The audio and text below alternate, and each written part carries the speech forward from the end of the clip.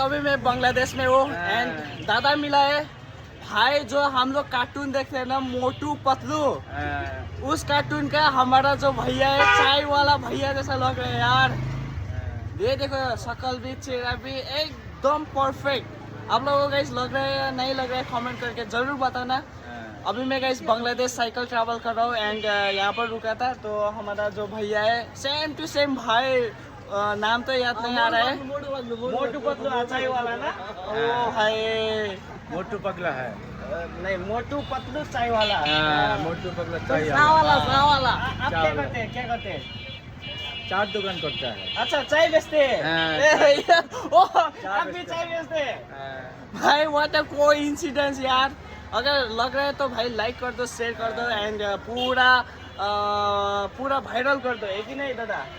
Okay nice to meet you. चाय वाले भैया मिल गए भाई, देखो भालो भालो भालो।